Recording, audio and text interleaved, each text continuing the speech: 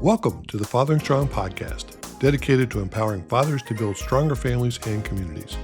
Each week, we bring you conversations with experts, everyday dads, and community leaders who share their wisdom and experience to help you become the father your children need. Whether you're a new dad just starting out, a seasoned father facing new challenges, or someone who mentors and supports fathers in your community, you'll find practical advice, heartfelt stories, and evidence-based strategies to strengthen your fathering journey. You can find all our previous episodes, resources for fathers, and information about Urban Light Ministries programs at urbanlight.org. If you find value in our podcast, please subscribe and share it with other fathers in your life who might benefit from this community. And now, here's Pastor Eli Williams with this week's episode. Welcome, everybody, to the Fathering Strong podcast. Eli Williams here. Is a delight to have with us again Mr. Peter Lawson Jones. Thanks for coming back and sharing with us once more. We appreciate it. Pastor Williams, I appreciate the invitation to return. I believe it was once said, "Blessed are the brief, for they will be invited back." So perhaps in my comments, I was fairly brief. So you've asked me to return. That's a good one. I'll have to remember that. Peter Lawson Jones is an American actor. He's a philanthropist. He's a politician, at least used to be a politician. And he is, I like to say, one of the forefathers of the fatherhood movement in Ohio, and I think probably a pioneer as it even relates to the national fatherhood movement. So lots of reasons why it's always great to have you on the program. And today I want to just kind of bring people up to date. Those of you who are for the first time meeting Peter Lawson Jones, let's do as we always do, sir, and just have you give a brief story, just a micro, if you would, story of your fatherhood journey for our listeners. Well, I'd like to always introduce myself by saying I'm the son of Charles and Margaret Jones, the husband of Lisa Payne Jones, the father of Ryan, Leah, and Evan Jones, and now the grandfather of Jordan Peter Jones, who will turn 1 year old on September 6th. Congratulations. So, thank you very much. And you know, when I think of, I've been extremely fortunate. The first blessing that I received was getting the parents that I had. My mom was a Cleveland public school teacher, then what would be called a truant officer. They euphemistically called it attendance workers for the Cleveland public school systems. My dad was a chemist and went on to be a college administrator. He was one of the first, I think he was the first African-American high school and college recruiter for the old Standard Oil, which was later bought out by BP. And Dad was a Tuskegee Airman, class of 42 F, played in the Negro baseball leagues. But they were just extraordinary parents. And I'm often fond of saying that whatever good and whatever right I've done in life, I owe to them. Anything bad, I figured it out all on my own. So, that was the first, that was the first blessing certainly that I received, over which I exerted absolutely no control. And as a result, I know that as a result of having strong parents in my life, engaged, nurturing, loving, but with expectations of how I should behave, what I should achieve, what I should do, I know that, again, whatever achievements I owe to that. And it kind of laid the foundation for me to be a good, solid father myself, and also led me to, when I was an elected official, which I was for 22 years, starting out on Shake Right City Council, and then as vice mayor of Shake Rights, then as a state legislator, where I authored the legislation that established the Ohio Commission on Fatherhood, and I chaired that commission for several years. And then when I became a Cuyahoga County Commissioner, I founded the Cuyahoga County Fatherhood Initiative, because I learned from a quite early age, it was kind of intuitive that in order to succeed, it's a tough world out here. and you need Yep. everybody in your corner that you conceivably have. And to have a mom and dad in the corner is absolutely critical. No So question that about it. kind of laid the foundation for my interest in fatherhood programs and in making sure to do what I could in my position to help engage fathers in raising in a productive and constructive way their children. Well, that's quite a legacy. Ohio Fatherhood Commission is still alive and well. They just received a big boost to their budget, I saw thanks to that. the state legislature, and of course the Cuyahoga County Fatherhood Initiative. Uh, to my knowledge, is still It going absolutely is. strong. So, absolutely, yeah. I hope we haven't lost you to the fatherhood movement because your voice is very important, and we would love to have some part in keeping you connected with what's happening in fatherhood, perhaps But even in the country as we've got some new that initiatives going on. that's an interesting point that you make because, as you mentioned earlier, I'm a professional actor. You know, I still practice a little bit of law. I still stay engaged in politics. As a matter of fact, Governor DeWine appointed me to the Ohio Arts Council about 3 years ago now. So I still stay involved in, the practice of law and in public affairs. But, my hope is that being a successful actor will provide me a kind of national platform to talk about the issues that are of import to me, with fatherhood and family strengthening programming being at the top. Because I believe, if we had loving, nurturing parents involved in every child's life, I think we'd have a fraction of the social problems and social pathology we have. It's just that simple.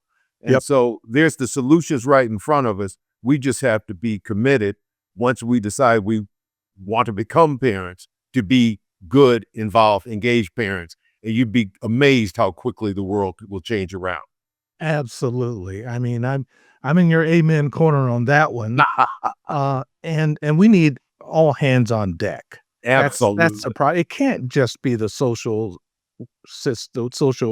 services system, the government. It can't be only that. Well, you We need, as you well know, and you Yes, are a living example of this, the faith-based community has to be involved. absolutely, The public absolutely. sector has to be involved. The private sector has a role. Certainly the charitable foundations, the eleemosynary sector has to be involved in supporting. But, of course, Okay, back up. The Your what hurts? Okay, let's talk about which which sector was that? the eleemosynary, the All right, charitable sector, educate us, please. that's our charitable sector, our foundation. Got I it. don't get a chance to use that word frequently enough. So the opportunity presents itself, I'm going to throw it out there. I love it. I love it. Okay, I'm gonna have to look that up and start using that. Please. People will think I'm a lot smarter than it actually. Well, that's good because they won't take advantage of you. They think you're smart. If they think we're smarter than we are, nobody will take advantage of us. Absolutely. Yes, you're hitting on something here that I think has the makings of actually being able to pull together a true movement, in at least in this country, around reviving fatherhood, as the institution. I think if we get it right, we'll revive not only families, communities, churches, you name it, every institution will We'll be revive stronger. society. We'll revive and resuscitate society at large. Yes. It's just that simple. Are we willing to do what it takes? And as you said, all hands on deck. The individuals have roles. Individual parents have roles. But Yes. certainly, everybody else needs to be in alignment to support strong, effective parenting. Well, I'm going to be praying for the over the top success of this movie, because the more famous you are, then the bigger your voice. Absolutely. You know what I mean? The bigger I your certainly platform, understand. then the more I people. know that. Yeah, And it's been kind of interesting because when I was a public official, I knew the kind of impact I could make in the jurisdiction in which I was serving. And as much as I enjoy, as passionate as I am about acting and playwriting, I've written 3 plays that have been staged. Uh, it's always been my hope that that too would become an avenue for me to have a voice in the public arena. And you're right, the more success one has, it's always been amazing to me just how people react if they see you in a movie or on a TV show. I can remember I was giving a commencement speech to a group of 8th graders, and it was during COVID, so it was virtual. But so you could see the comments that the students would make. And when I was introduced, like students were like, "I can't believe he's really here. He's on TV, and yet he's here talking to us."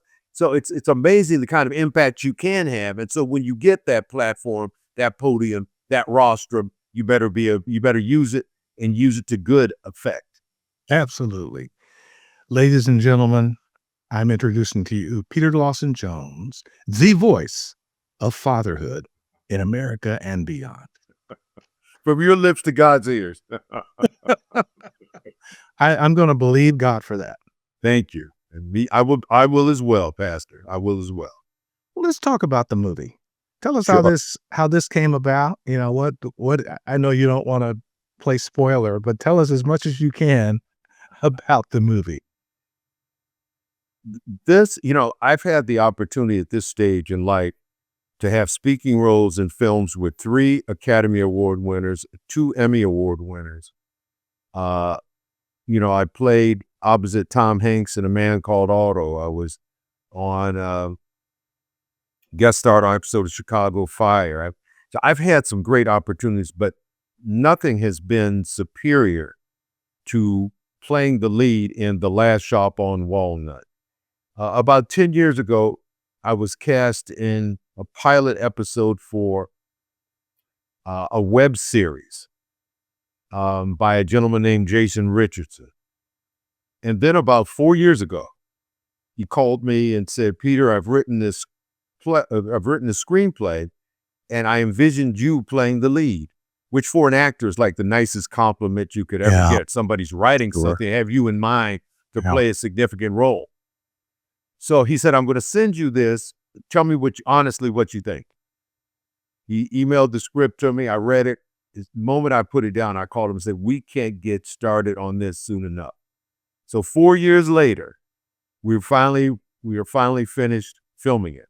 Most of the filming took place this spring and this summer. I play a shop owner. I own a lamp store. I make and repair lamps. The business is failing. It's a family business. It's failing. The neighborhood is in decline. People are finding other ways to get their lamps.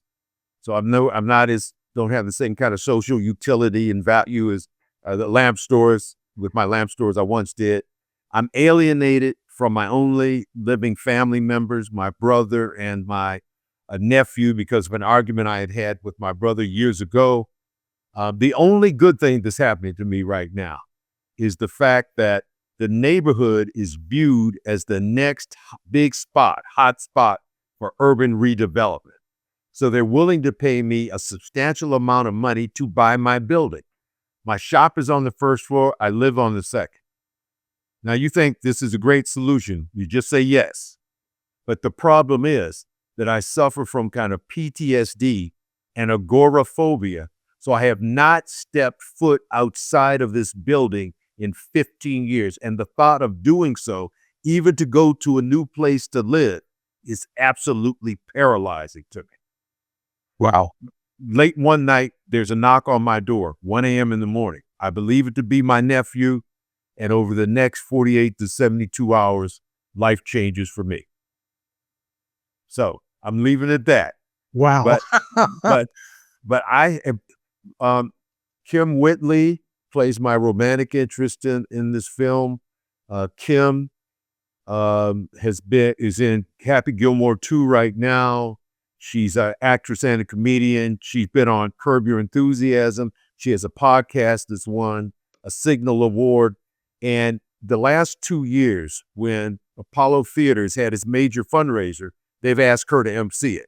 So she's got like 1.5 million followers. I've known her 30 years, and she was kind enough to play this, and she plays it beautifully, this role in the film. Another person that I was fortunate enough to recruit to the film was in Hamilton on Broadway. He just completed a run on Broadway of Glengarry Glen Ross with Kieran Culkin, who just won an Oscar, with Bill Burr, who's a well-known comedian, and with Bob Odenkirk, who's won Emmys. This young man is also in Severance, which received 27 Emmy nominations. It's on Apple TV, a series on Apple TV. Yep. And he plays my younger brother in flashback scenes.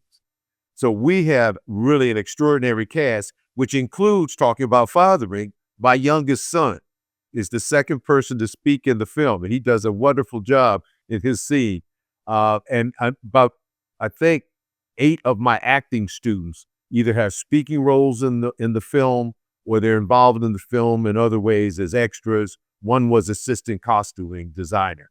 So very excited about the team, the director of photography, as DP as they call it, wonderful. It's shot beautifully. I will say this, and then I'll close.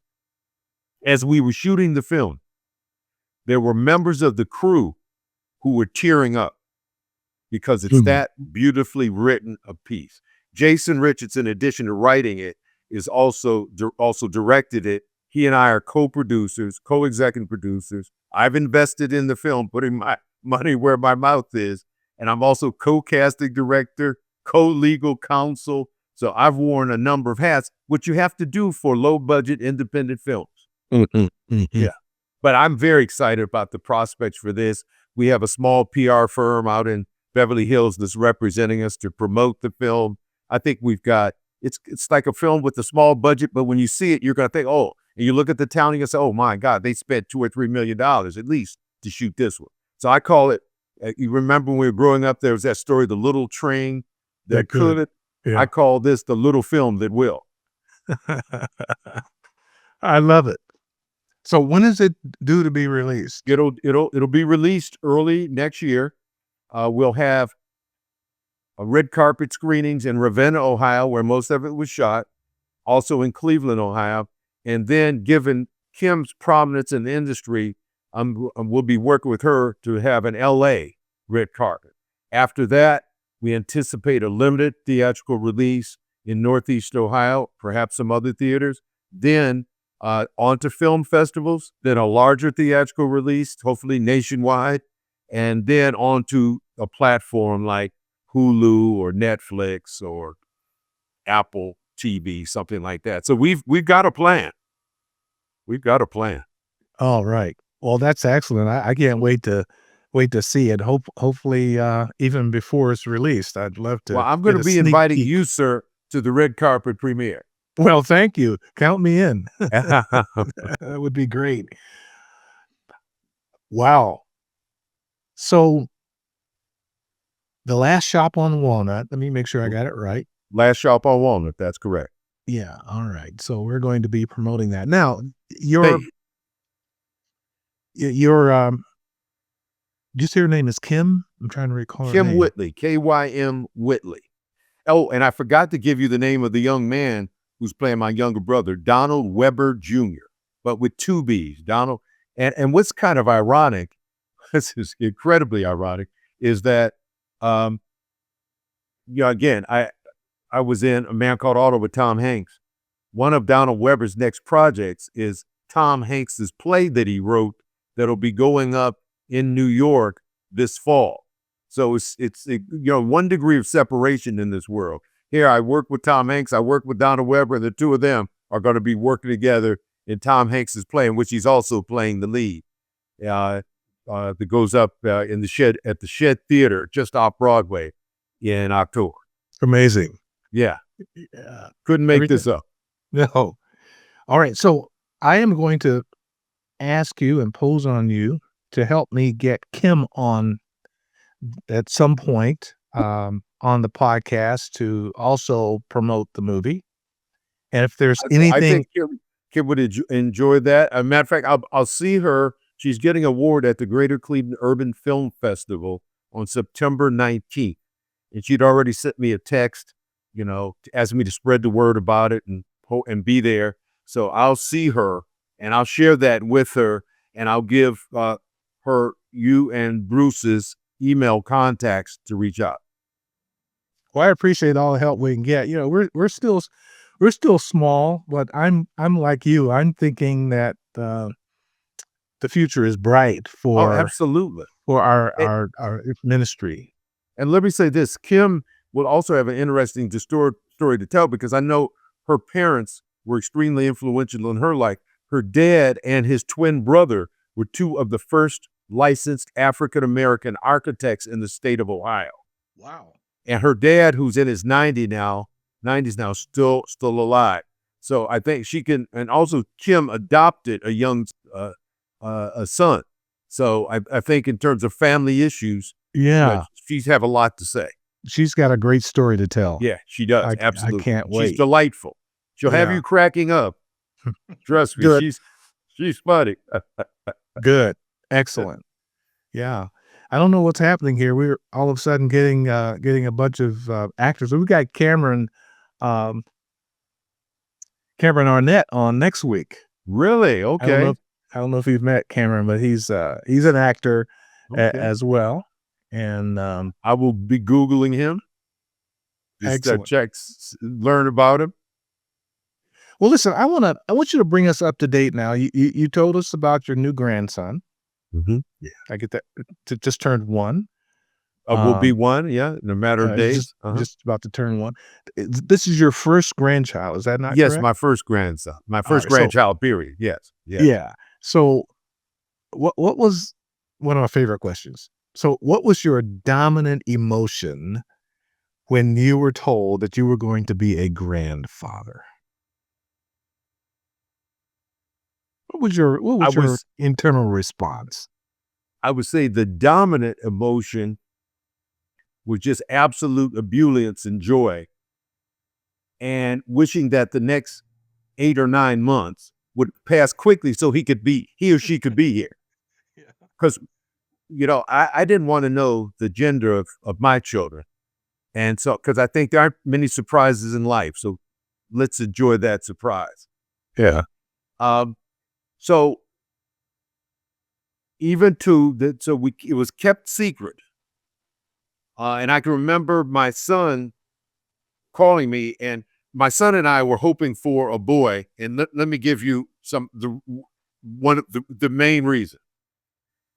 My dad was, in the Chinese zodiac, there are 12 different signs. And the dragon is the most unique because it's the only one of the signs that's a fictional animal. All the rest are real animals: cats, monkeys, the horse, the dog, etc. So my dad was born year of the dragon. I'm born year of the dragon. My oldest son, born year of the dragon. My youngest son, who's 12 years younger than my oldest son, year of the dragon. And then last year was year of the dragon. So we wanted to see if we could have 4 generations, 5 straight consecutive Jones male descendants born year of the dragon. So my wife and I drive up. We're there with the other set of grandparents. We get the call, the baby's born. Come over to the hospital to see the baby. My son, I'm trying to listen to my son's voice to see if I can detect anything. And he could be a great actor. He could really poker face to this one. So we arrive at the hospital. We're about 20 feet away from the room where my grandchild, my son, and my daughter-in-law are awaiting us. There are 5 nurses at the nursing station. I say to myself, one of them is going to reveal the gender of this child. I know it, because I know all 5 of them don't know this is supposed to be a secret. And sure enough, one of the nurses says, your son was so excited when he found it was a boy. And of course, I thrust my fist up there. Yeah, way to go. We made it 4 straight generations. So, but we have to play it off like we haven't heard this. So we walk into the room and see my daughter-in-law holding the baby, my son standing next to her. And she says, we want to present to you your grandson. And in the Jones family tradition, we're giving him as his middle name his paternal grandfather's first name. And I just broke down in tears and went and hugged my son and everybody I could. Because that's how I got my middle name. My paternal grandfather's first name was Lawson. His name was Lawson Jones. My son's middle name is Charles because my dad's name was Charles. So it meant, I mean, it's indescribable the feeling I felt to know that I was so honored and that this little kid is going to be carrying around. Like I said, he has a quarter of my DNA and 2/3 of my name. So, that's precious. That was a beautiful, that was one of the it doesn't get any better than that. It really does. So now, how do you see your role as, because we're forever a father, so you're still a dad to your son, right? Absolutely. But now you have the role of grandfather. So how do you see yourself as a grandfather? Well, what's your role? The first thing, my wife and I hope and we believe that we passed on a set of values to our children that they will put in play with their children. Yes. And my oldest son is very fashionable, handsome fellow. And when I saw him with the baby carrier on his chest, in front of him, not really caring what he looked like, I said, okay, he knows what's the first priority. It's still hungry about how cool he looks, because you can't look cool with the baby pack in front of you. But that's what was important. So we feel, and to see my son evolve as quickly as he did and as fully as engaging as fully as he does as a parent is a great thing to see. And I know that those values are going to be transmitted to Jordy when he becomes a father in 30 years or so. So, it's kind of interesting. I find that, Lisa and I will find our ways. I've been there 5 times to Bloomington, Illinois, where they live. This will be my 6th time since Jordy was born. And generally when I go there, as when my son and daughter-in-law go off to work, then it's just Jordy and me. And next week it'll be just Jordy, my wife, and me. And so there's that functional role that you play as a nurturer and a caregiver, caretaker. But I'm excited to see the kind of influence that my wife and I will have on Jordy when he comes and spends a month with us during summertime, as he continues to get old, as he continues to develop. And I'm sure that my son at some point will have questions for me about, hey, Dad, this happened. What do I do? So I'm going to stay engaged. It's kind of one step removed. It's not the day in, day out involvement that I had with my own children, but I know that I'm still going to be called upon for some counsel and for some good advice and to figure out this role of a grandfather. Well, don't give up your right to spoil them and then send them home. I'm looking forward to that. I say spoil him, and here he is back. Yeah. So you are 73. 72. Yeah, I'll be 73 in December. Don't rush it. Don't rush it. My apologies, sir. But I'm 74, so you'll never catch me. Yeah, may I never catch you. Absolutely. So as a seasoned citizen, you are very, very active in your life. You seem to have all kinds of energy. You're a man of vision, and you're pursuing your dreams. Absolutely. So, to what do you attribute that? Seeing that there are so many of our peers, you and I, um, and to each his own, but they've worked and they've retired, and now many of them, not long after retirement, they get sick or they pass away. It's really sad to see, but they seem to not have the vim and vigor to just keep pushing, to keep dreaming, to keep living. So, what do you attribute your gift in that way? It's so interesting you should ask that because I just a couple months ago came back from my 50th college reunion.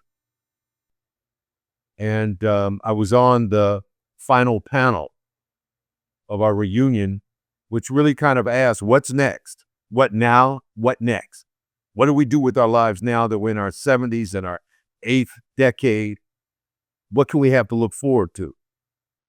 And one of the things I said, I can't remember the number exactly, but I think the chances of being born are 1 out of, I think it's a 3 followed by 18 zeros. That it's a privilege to be born. The odds are against it. And so once you're here, you have to take advantage of every second that you are given, that you've been entrusted with. It's an obligation. You can't sit on the sidelines. Every second needs to count. And I think, the older you get, the more you think about this. Because unless I live till I'm 145, 146, I've got more years behind me than ahead. And so I want to take full advantage of it. Now, I do things in my life. For example, before our interview today, I was out playing golf, and I'm not taking the cart. I'm walking the holes. After our interview, I go work with my personal trainer. So that's one component in terms of taking care of myself physically. And I've been blessed with, outside of arthritis, no chronic illnesses of any significance whatsoever. So that's a blessing. Good. I can attribute that to good genetics and, of course, to taking care of myself. But, one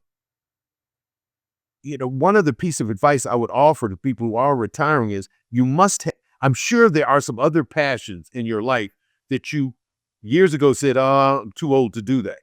Think about returning to that. Maybe you used to write poetry and you stopped. Maybe you used to sing in a choir and you stopped. Maybe you used to, maybe there's a business idea that you shelved years ago. You've got to continue to pursue your passions with vigor. Now, I think my kids have kept me youthful.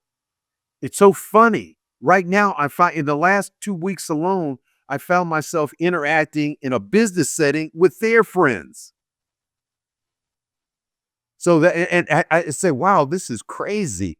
This is Leah's friend, and now she and I are working on a project together. This is Evan's friend, and now he is donating to my film. It's kind of, who to funk it.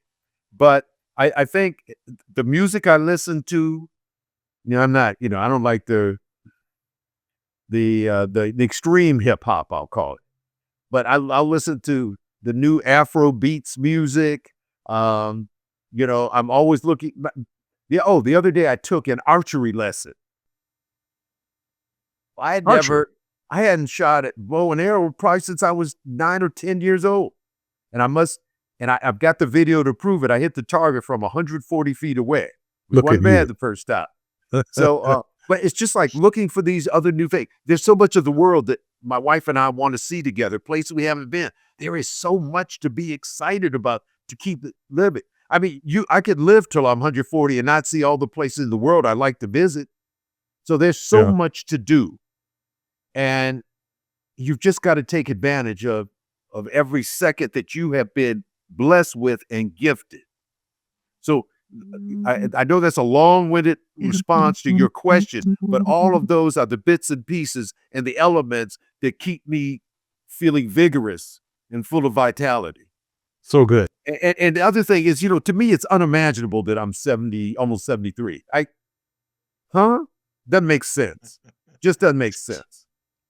And as long as I keep that perspective, matter of fact, people would say to me, "Oh, wow, you don't look 70." I say, "I'm not trying to."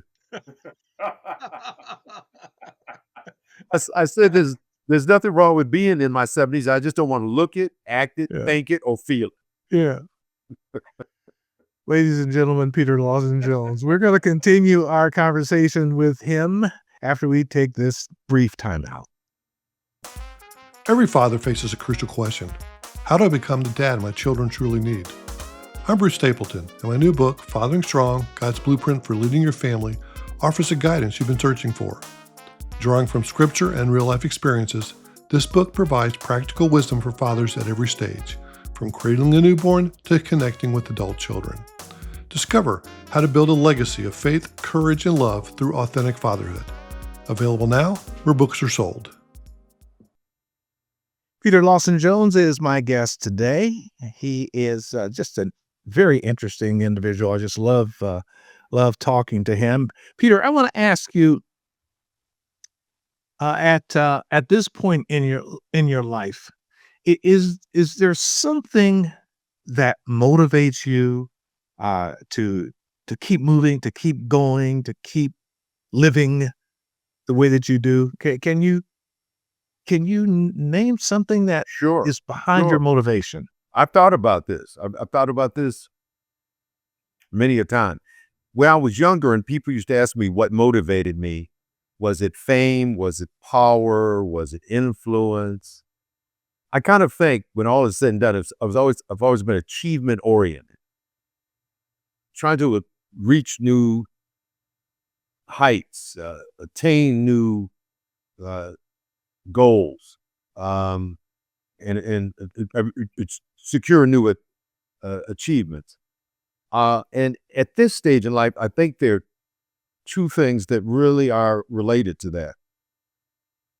The one is I want to stay relevant.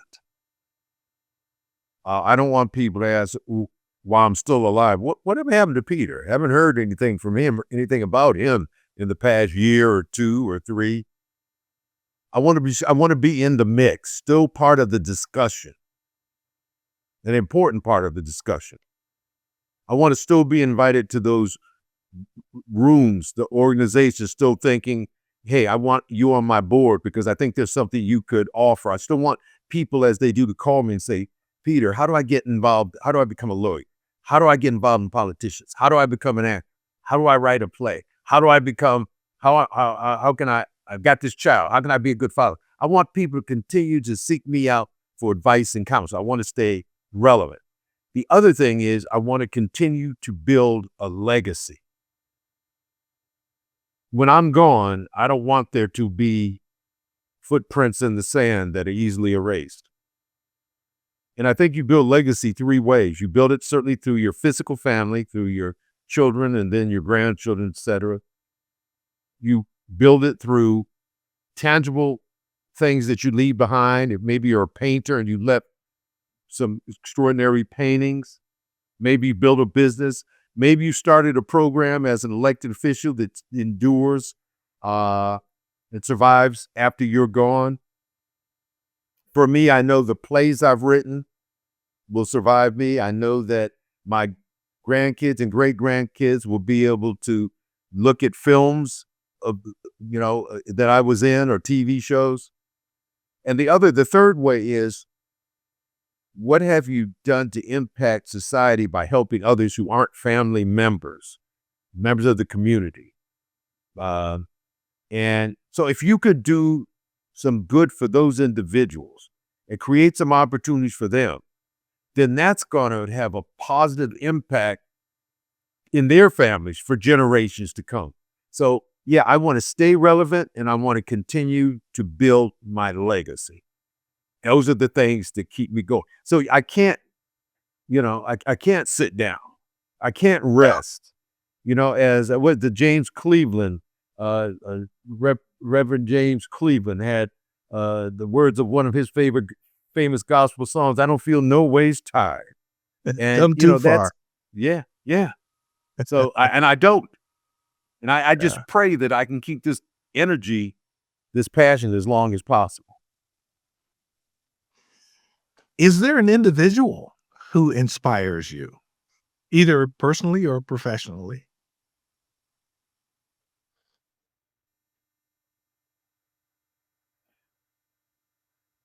Well, I mean, I Maybe think of my maybe mom. it's more than one individual. I think of my mom and dad every day as role models, even though they both passed on. There's not a day goes by I don't think about them. And I mean, when I think about what they achieved against the odds,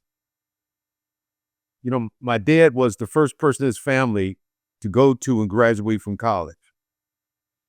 When they didn't allow him to play on the baseball team at Ohio University because they had a Southern tour, and the Southern teams in the late 30s, early 40s wouldn't take the field if you had a black ball player.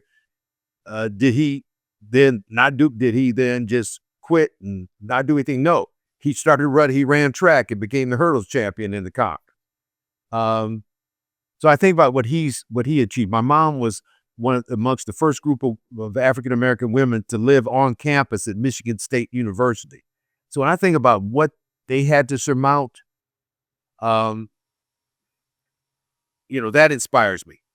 It's interesting that you should pose this question because just 2 weeks ago, there was a conference, the Kennedy Center LEAD conference, LEAD conference, and it was for arts administrators who work with those who have disabilities to create access for members of the disabled community, both in terms of audience and in terms of performance. I was asked to give opening remarks, and I told the story of a woman named Anita Hollander, with whom I was inducted into Shake Wright's High School Hall of Fame back in the mid-'80s, who was a singer and dancer on Broadway, was pursuing a career in New York, was very talented, and all of a sudden, unfortunately, inexplicably came down with cancer, and they had to amputate one of her legs. Now, she could have just quit then, but she actually created a play called Still Standing, in which she talked about her disability. And she still sings and performs to this day. Yeah, she inspired me. When I was in junior high school, I was pitching a no-hitter. And I walked the bases loaded, and the best hitter for the other team was up.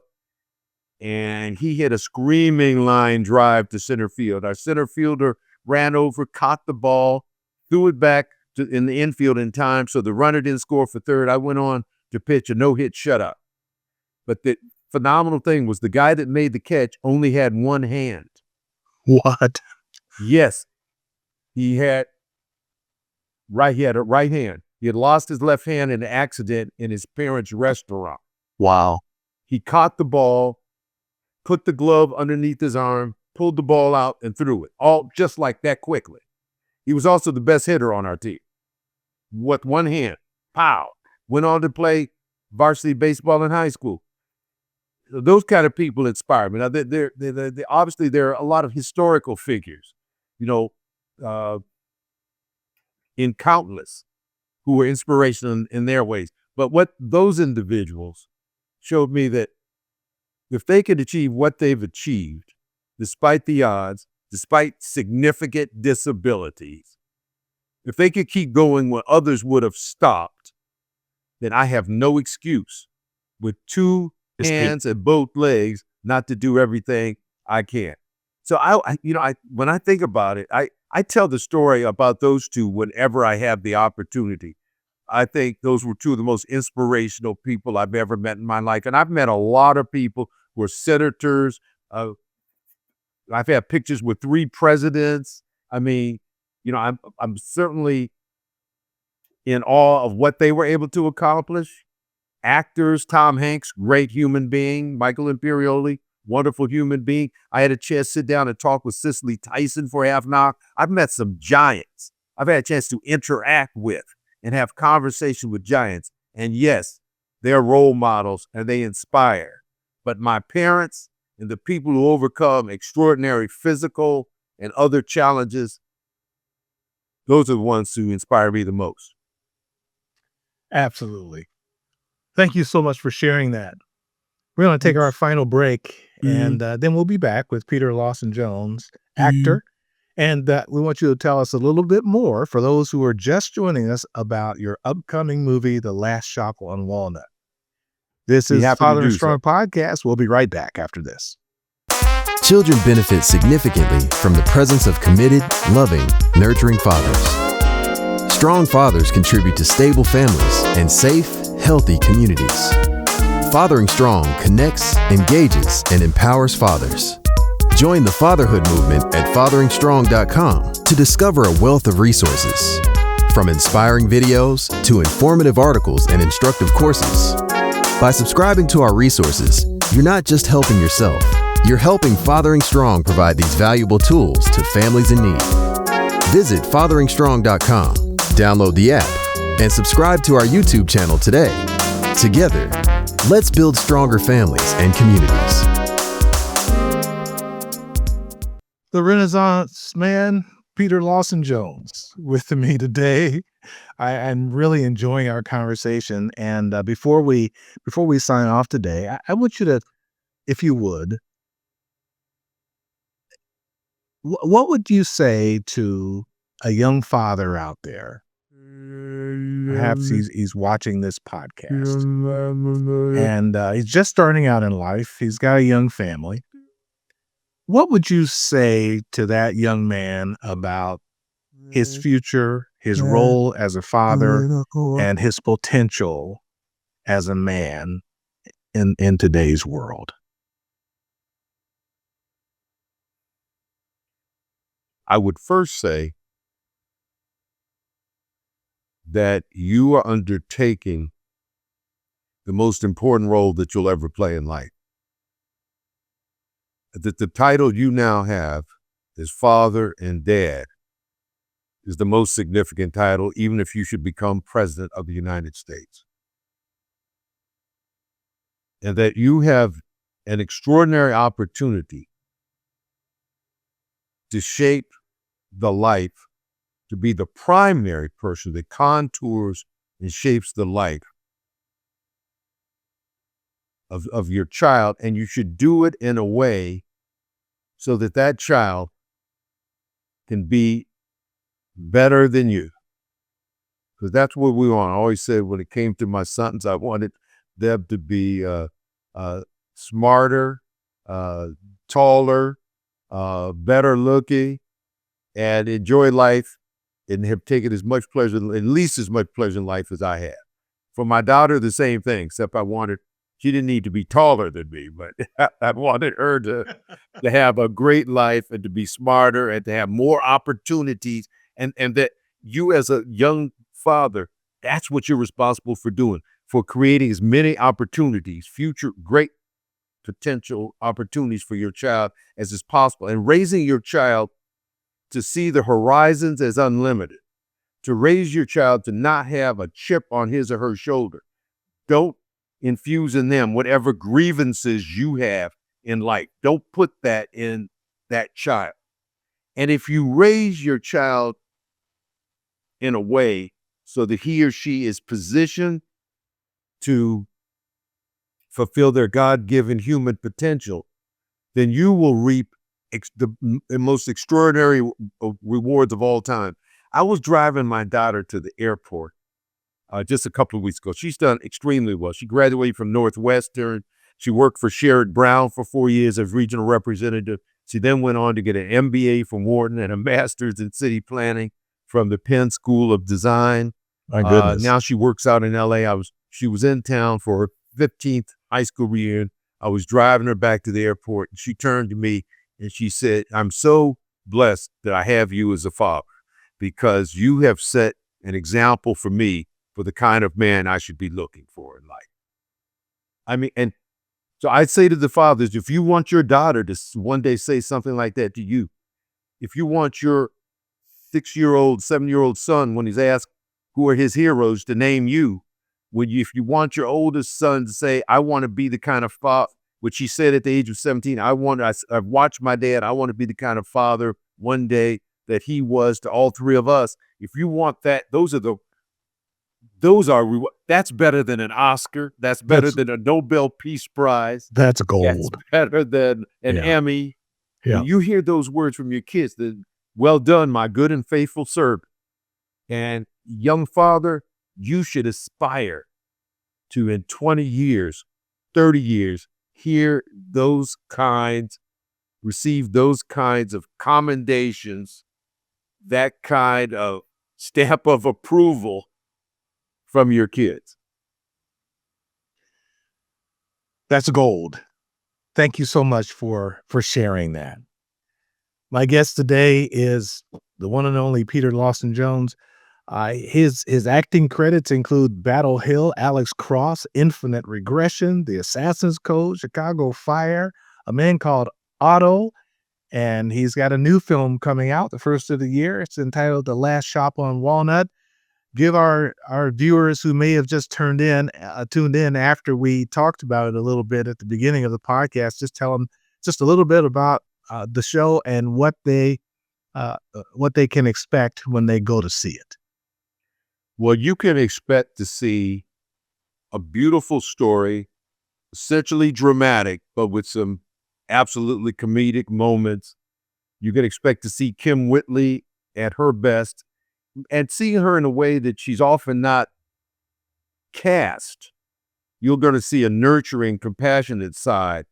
You're going to see Donald Webber, who's one of the up-and-coming young actors in the industry.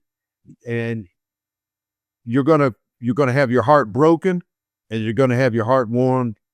There are a lot of contemporary topics in terms of family dysfunction, loneliness, neighborhood decline. You kind of see what happens when some of our mom and pop stores go under because of the internet and the fact that people can buy their items from big box stores and via the internet.